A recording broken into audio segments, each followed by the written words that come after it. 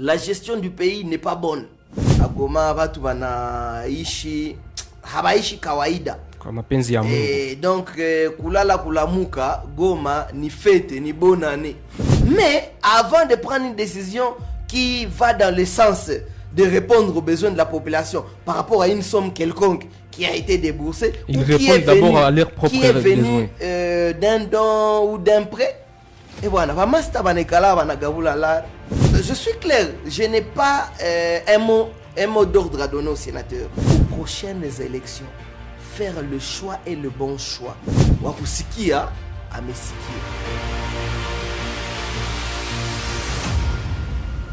Eh bien, chers téléspectateurs et auditeurs de Yubi Media, bienvenue à suivre notre invité du jour. Comme vous n'avez pas l'habitude de l'entendre, mais cette fois-ci, nous avons voulu vous mettre en parfum de l'actualité comme nous le faisons chaque jour. Aujourd'hui, nous serons avec un invité spécial, un invité de marque que vous connaissez peut-être très bien. Monsieur Alain Nzenza est notable de la ville de Goma, que je vous prie vous-même de découvrir. Alain Nzenza, bonjour, bienvenue. Bonjour monsieur le journaliste et merci à Yubi Media pour cette invitation et j'espère que nous passerons des bons moments ensemble. Voilà, je rappelle que vous êtes notable de la ville de Goma, très bien connu pour peut-être des actions caritatives, pourquoi pas votre bonne foi. Alors Alain Nzenza, comment d'abord va Goma? Oui, je pense que Goma ne va pas bien. Goma, aujourd'hui, n'est pas non plus l'enfer, parce que nous y vivons. Nous sommes des millions de Gomatraciens qui sommes restés accrochés à notre ville. Quel que soit le climat d'insécurité que nous rencontrons de temps à autre, mais nous sommes là. Et nous espérons que dans des jours à venir, les choses vont s'améliorer. Sur le plan social de la population, ça va petit à petit? Non. Soyons honnêtes, monsieur le journaliste. Actuellement, il n'y a pas circulation de la monnaie au niveau de la ville de Goma, suite d'abord aux fermetures de la plupart des banques, n'est-ce pas?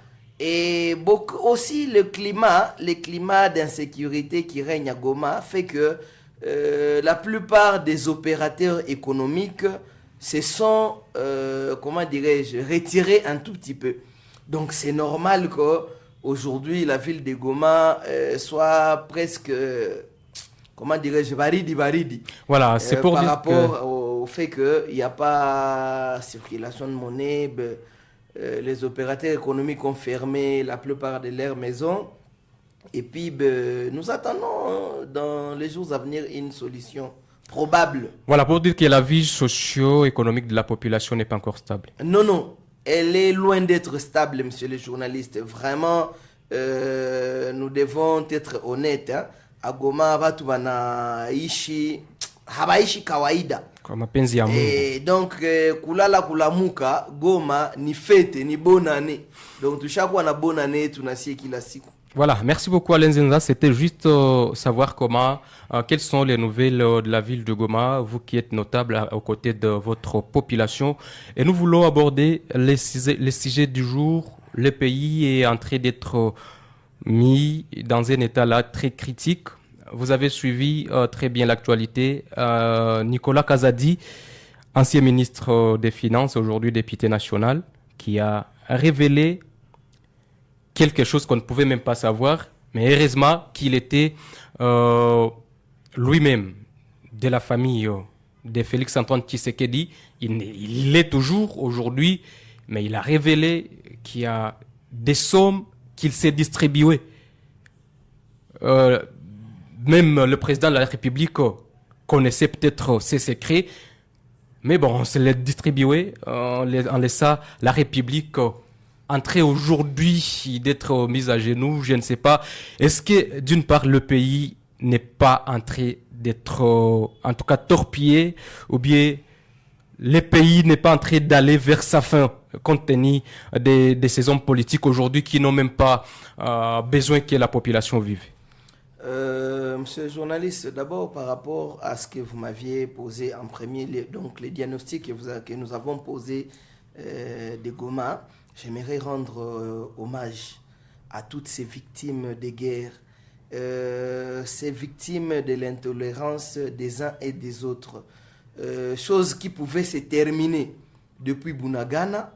Malheureusement, ceci a créé beaucoup de morts, beaucoup de millions de Congolais viennent de perdre non seulement leur vie, mais leur boulot, leur bien, à cause de l'intolérance des uns et des autres. Nous pensons que avec les processus, différents processus de paix qui sont en train d'être menés par les uns et les autres, nous pensons que enfin, les Congolais vivront en paix 30 ans après. Ça, c'était pour commencer vraiment que tous ceux qui sont morts de la guerre, vraiment que leur âme repose en paix. C'est vrai, nous abordons les sujets liés à la dernière sortie médiatique de Nicolas Kazadi. Mais tout en passant, actualité oblige, monsieur les journalistes, avec votre autorisation, j'aimerais ici m'adresser aux sénateurs. Vite, vite, le temps nous presse. Pourquoi, par rapport au dossier que nous connaissons tous, la levée des immunités du sénateur à vie Joseph Kabila. Heureusement qu'ils ne se sont pas précipités à la décision et ils ont confié, comment dirais-je, l'expertise à une commission qui a été mise en place. Ici, j'aimerais m'adresser aux sénateurs membres de cette commission. Toute la nation vous regarde, monsieur le sénateur. Prenez des décisions avec beaucoup de sagesse. D'autant plus que nous ne voulons plus attiser la haine et créer du désordre encore dans la communauté pendant que nous en avons déjà marre avec des morts de trop. Là, vous n'interdisez rien. Vous dites seulement qu'ils soient prudents. Non, je suis clair. Je n'ai pas un mot d'ordre à donner au sénateur. Mais j'aimerais quand même que, étant donné que on appelle ça comment dans le Parlement, la cour des grands, oui, si on peut l'appeler ainsi, n'est-ce pas? Donc, c'est eux qui sont là pour corriger toutes les erreurs commises par les députés. Alors, étant donné qu'ils ont eu cette lourde responsabilité de traiter de ces dossiers, qu'ils les traitent avec beaucoup de sagesse, qu'ils n'y mettent pas des sentiments, qu'ils n'y mettent pas de position politique. Parce que comme Joseph Kabila est haï par les gens de la majorité au pouvoir, étant donné qu'il constitue le grand nombre au niveau du Sénat, qu'ils n'y mettent pas cette haine, qu'ils traitent ces dossiers avec beaucoup de sagesse. D'autant plus que c'est aussi un mauvais virage qu'il faut pouvoir emprunter avec beaucoup d'intelligence et de sagesse pour ne pas remettre le pays à feu et à sang. Merci beaucoup Alain Zinza. Directement, nous prenons les vifs du sujet. Vous avez juste pris ces petits moments. Je voulais accorder. Alors, merci. Nicolas Kazadi l'a dit. Et il était là, il participait aussi à tout ce qui était en train de se dire. Est-ce que le pays ne risquait pas de tomber? Je m'aimerais citer Martin Luther King, qui a fait une citation que je trouve importante par rapport au sujet de Nicolas Kazadi. Martin Luther King a dit ceci: accepter l'injustice passivement, c'est dire à l'oppresseur que ses actes sont justes. Wakusikia amesikia. C'est qu'il se met déjà devant la justice. N'est-ce pas? Wakusikia amesikia. Pour ne parler que de Nicolas Kazadi, je pense que la plupart d'entre nous savent que Nicolas Kazadi fait partie du premier cercle de Félix Tshisekedi. De Félix Antoine Tshisekedi, notre chef de l'État. Alors, allez-y comprendre que si du premier cercle peut sortir des paroles qui nous prouvent réellement que le pays va mal, la gestion du pays n'est pas bonne, comment voulez-vous comprendre que des décideurs au niveau encore du Conseil des ministres, n'est-ce pas? Il l'a dit, ce n'est pas pendant des réunions secrètes à Pana. Ils sont tous ensemble. Dans le conseil des ministres. Ils prennent des décisions. Ils prennent des décisions, mais avant de prendre une décision qui va dans le sens de répondre aux besoins de la population par rapport à une somme quelconque qui a été déboursée, ils répondent d'abord à leurs propres besoins. Qui est venu d'un don ou d'un prêt. Et voilà, Bamasta Banekala Banagabulalar, ça veut dire tout le coup à Congo. Et c'est en termes de millions. C'est en termes de millions. C'est aussi grave que ça m'étonne d'ailleurs que la justice, jusqu'à présent, ne s'est pas encore saisie de ces dossiers. J'aimerais que, comme ils le font souvent dans tous les autres dossiers, n'est-ce pas? Alors, la justice devait saisir de ces dossiers. Ce sont des déclarations qui, comment dirais-je, prouvent à suffisance que le pays a été mal géré au premier mandat. N'est-ce pas? Quand ça vient de Kazadi, pire. Parmi les bras droits du président. Et jusqu'à présent, à moins que vous qui êtes assez informés que moi, personne n'a contredit. Jusqu'à présent, nous n'avons pas entendu un autre son de cloche venant soit des autres décideurs comme lui, n'est-ce pas? Soit de la première ministre actuelle, parce que les affaires de l'État, c'est la continuité. Oui. Mais malheureusement, tout le monde s'était. C'est comme si il est ma franga zéni, il pas sur tout servir mon dossier de santé, mon dossier à construction de routes, mon dossier à réaménagement de ceci ou de cela, et pourquoi pas même dans la guerre, pour dire qu'il n'a pas cité des projets. Il a dit l'argent venait d'abord. On se partage avant de discuter projet. Maintenant, avec toutes ces révélations, Alain Zeza, comment vous pensez, vous, personnellement, les pays peuvent avancer? Comme, par exemple, les hommes qui nous dirigent aujourd'hui, ils se distribuent d'abord l'argent, ils décident comment ils vont faire de cet argent avant que les miettes n'arrivent à la population. D'ailleurs, la population qui ne va même pas en bénéficier, même, je ne sais pas si c'est 10% ou comment. Comment vous pensez-vous les pays peuvent marcher, ce qui ne faudrait peut-être pas chambouler toute la classe politique pour voir comment peut-être on peut encore une fois voir les pays avancer et permettre à la population de savoir qu'il y a des dirigeants, bien sûr, qui ont cette volonté de travailler pour eux. Je pense que nous continuons à prôner sur l'éveil patriotique, n'est-ce pas? Les Congolais et Congolaises doivent vraiment du moment se réveiller de tous ceux qui détournent, que ce soit au niveau provincial, que ce soit au niveau national, les fonds publics pour leurs propres besoins.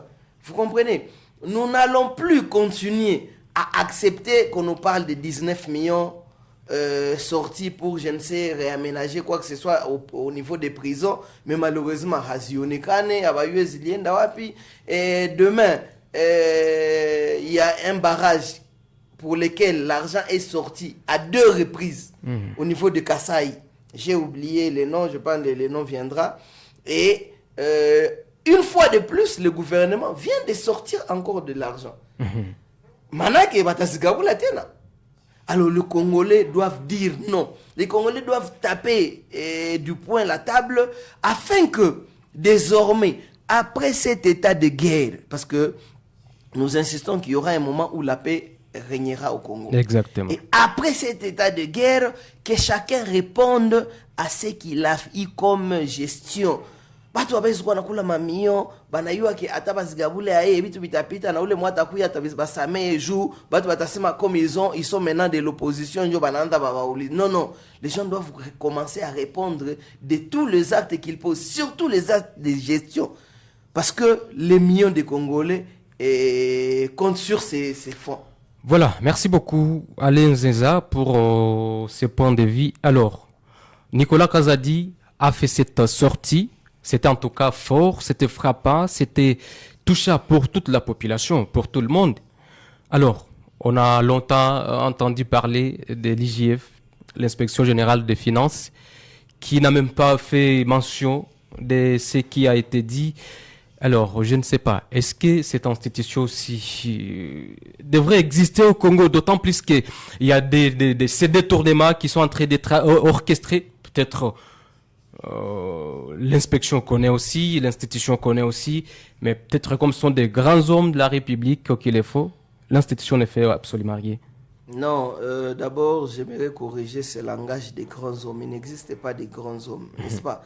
Il doit exister des institutions fortes, il doit exister un État fort. C'est le contraire au Congo. N'est-ce pas? Il doit exister une justice forte qui est, comment dirais-je, qui est au service de tout le monde.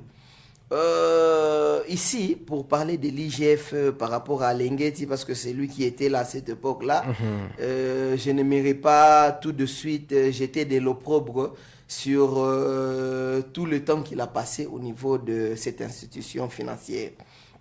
D'autant plus que il y a aussi de bonnes choses qu'il a produites et sur lesquelles tous les Congolais ont acclamé, n'est-ce pas? Mais malheureusement, nous déplorons ce que vous avez maintenant cité, c'est l'état d'esprit des hommes forts. Oui. Aux têtes des institutions ou des ministères ou des noms faibles. Il y a que des hommes forts. Parce que si Nicolas Kazadi peut le dire et que l'IGF ne l'a pas constaté, c'est que Willy Pitaka a mon système. Voilà, c'est qu'il est aussi impliqué. Donc Willy Pitaka a mon système. Et d'une manière ou d'une autre, il l'aurait appris peut-être, mais étant donné que ni les hommes forts qui, à cette époque-là, non, des hommes qui se croient forts. Les hommes qui... Voilà. D'ailleurs, ça c'est bon. Les hommes qui se croient être forts, au lieu qu'ils fassent des institutions fortes ou d'un État fort, d'une justice forte, mais ils se sont fait forts. Malheureusement, l'IGF n'en pouvait rien. Et n'oubliez pas qu'il est allé en retraite anticipée. Oui. Mais à un moment donné, ne soyez pas étonnés qu'il y ait encore autre révélation qui peut-être serait peut-être à la base du départ de l'IGF, n'est-ce pas? Parce que comment voulez-vous comprendre que des millions et des millions de dollars sortent et disparaissent sans que le contrôle ne soit fait, pendant que c'est lui qui a, comment dirais-je, révolutionné cette institution de contrôle financier. Mais comment se fait-il des millions continuent à partir jusqu'à présent? Alors, je ne sais pas. Lui, monsieur Nicolas Kazadi, parce qu'il s'agit de lui, il a fait des révélations. Et puis, au finish, il a fustigé la mauvaise gestion des finances publiques. Pendant que c'est lui qui gérait l'argent, c'est lui qui était là pour savoir comment et les cercles, comment et cet argent. Mais c'est lui qui, encore une fois, est en train de fustiger comment l'argent a été géré. Alors, comment vous pouvez réagir ou analyser ces propos de M. Nicolas Kazadi? Est-ce qu'il ne s'expose pas lui-même aussi, même à des poursuites judiciaires? Vous savez, monsieur le journaliste, nous venons déjà, à travers vos ondes, demander des poursuites judiciaires contre Nicolas Kazadi. Déjà pour le propos qu'il a tenu. Pas par rapport à sa gestion d'abord, n'est-ce pas? Parce qu'il en a les preuves. Oui. On ne peut pas tenir des propos aussi, comment dirais-je, lourds, sans pour autant avoir de preuves. D'autant plus que, n'oubliez pas qu'il était ministre des Finances. C'est ça.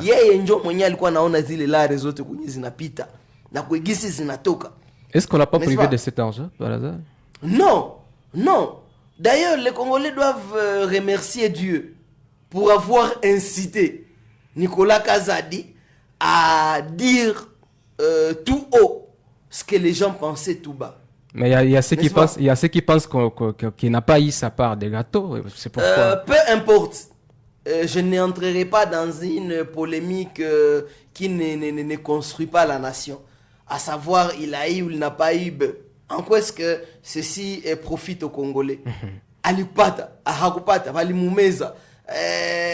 Attends, ces débats-là, pensez-vous que c'est lui qui est en train de nous suivre maintenant? C'est lui qui regrette d'avoir perdu son fils.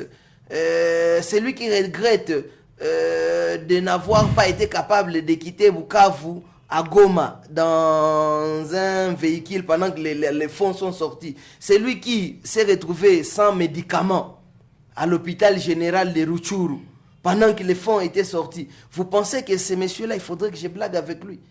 Après avoir perdu non seulement la vie humaine, mais aussi le matériel et autres. pour qu'on se mette dans une polémique inutile. Il y a Alikula, Hakukula, Njomana, mais seulement, merci à Dieu.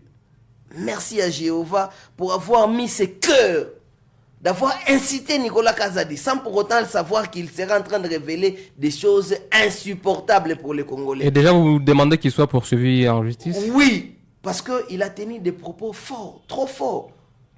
Comment voulez-vous comprendre que des millions peuvent se partager et dans un conseil des ministres? Est-ce que c'est l'endroit le plus approprié pour parler de projets des Congolais? Ce n'est pas parce qu'il n'est plus ministre qu'il a fait cette révélation? Parce qu'il n'a pas été reconduit. Monsieur le journaliste, quelle que soit la frustration de M. Nicolas Kazadi, ceci importe peu à la population. Mais quand même, il est député national. N'oubliez, non, vous avez dit qu'il n'a pas été député national et être reconduit dans le gouvernement, d'autant plus qu'il fait partie, je le répète, sans craindre d'être contredit, qu'il fait partie du cercle restreint des collaborateurs de Félix Antoine Tshisekedi, notre chef de l'État. Vous comprenez? Alors, faisant partie de ce cercle restreint, monsieur le journaliste, ces révélations nous prouvent à suffisance que même au plus haut sommet, il y a des malversations financières. À la présidence. Donc, ceci nous prouve que le pays est très mal géré. Et surtout au premier mandat, insistons là-dessus parce qu'il a parlé il a précisé au premier mandat. C'est que le pays a été très mal géré au premier mandat. Est-ce que nous devons continuer à accepter que même à ce second mandat, bien sûr qu'il y a encore 2 ans ou 3 ans qui nous restent, mais faut-il qu'on continue à accepter de cautionner, comment dirais-je, des détournements pareils? Non. Le peuple congolais doit s'élever non seulement pour demander la paix, mais aussi la transparence dans la gestion des fonds publics. Est-ce que Haïko Franca y a Félix Tshisekedi président, Haïko Franca y a Soumino Judith premier ministre, Ao y a Mie Mouyende quoi ministre ni provincial ou autre. C'est l'argent des contribuables congolais. Nous sommes en train de citer Alain Zinza. Est-ce qu'on peut dire directement que compte tenu de ses propos, Nicolas Kazadi a directement mis en cause le premier quinquennat du président de la République? Je pense que c'est fort possible, n'est-ce pas? C'est fort possible. D'autant plus qu'il faisait partie. D'autant plus qu'il a fait 5 ans, si je ne me trompe, comme ministre des Finances. Donc c'est tout un mandat. Donc pendant ce mandat, il a fustigé tout ce qui s'est passé pendant ce mandat. Et c'est ce qu'il voyait. Parce que Nicolas Kazi n'était pas n'importe qui dans le portefeuille. Il était ministre des Finances. Hakuna la toka pour le besoin public, sans pour autant passer par la signature de Nicolas Kazadi. Alors, donc il s'y connaît quelque part. Pour finir, quelle leçon la population congolaise doit tirer de ces propos? Je pense que la population congolaise doit réclamer, comment dirais-je, la clarté dans ces dossiers à travers l'interpellation de Nicolas Kazadi par les hommes de droit. Deuxièmement, une autre leçon qu'il faille tirer, c'est par rapport aux échéances prochaines. Voilà, en 2028. Électorales, n'est-ce pas? Je ne sais pas, 30, 28, 26, ça peu importe, mais aux prochaines élections, faire le choix et le bon choix. Parce que le mauvais choix que la population aura fait à ces temps-là, itatuletea tu mchoko. Chambo ile nyimbo itatuletea nini? Mchoko. Donc tu donnes à quelqu'un la voix et après demain anakuwa bourreau wako. Jou anapenda bien mingi sana. Faites le choix, la population devrait faire le choix et le bon choix afin qu'elle soit réellement représentée et bien représentée. Voilà, merci beaucoup Alain Zinza. Pas par des pierres, des jouisseurs. D'ailleurs, le terme qu'il a lui-même utilisé. Des jouisseurs. Des jouisseurs. Alors, merci beaucoup Alain Zinza. L'État nous presse. Merci beaucoup d'être venu et d'avoir accepté notre invitation. Merci beaucoup, monsieur le journaliste. Sans pour autant oublier toute l'équipe technique de Yubi Media, mais aussi les téléspectateurs. Voilà. Parce que c'est grâce à eux que nous avons toujours l'occasion de venir répondre à votre invitation. Merci beaucoup, Alain Zenza. Merci. Merci beaucoup à vous tous, chers téléspectateurs et auditeurs de UB Media. C'est par ici que nous mettons un point final à cet invité du journal. D'ici là, portez-vous bien et surtout, rassurez-vous et sachez que l'actualité en continue sur toutes les plateformes de UB Media. Abonnez-vous pour ne pas manquer ou rater l'actualité sur toute l'étendue de la République démocratique du Congo. Pourquoi pas sur toute l'étendue de l'Afrique. Merci.